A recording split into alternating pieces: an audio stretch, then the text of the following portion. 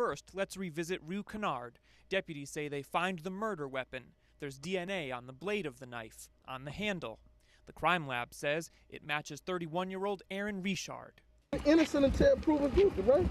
But there's other DNA to be considered, on the back pants pocket of the victim, and it matches a man named Thomas Evans. Right now I'm reporting from Boyce. This is central Louisiana, and this is where 26-year-old Thomas Evans was fatally shot by his roommate. The roommate then stuffed his body into a suitcase, attempted to cover up the crime, but he ended up killing himself a few hours later after a standoff with sheriff deputies.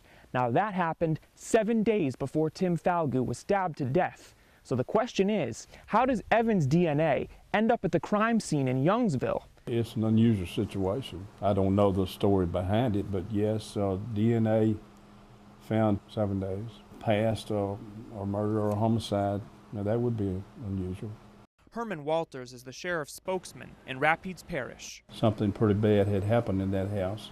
A body was stuffed into a suitcase and set in the yard. Yeah, that was pretty different.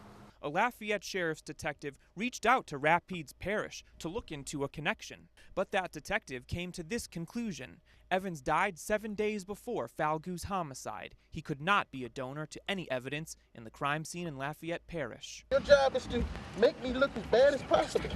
But that doesn't sit well with Aaron Richard's court-appointed attorney, Harold Register.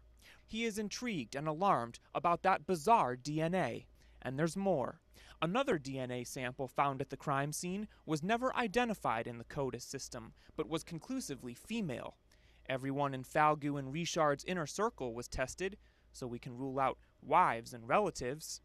The sheriff's office declined comment, so did the district attorney.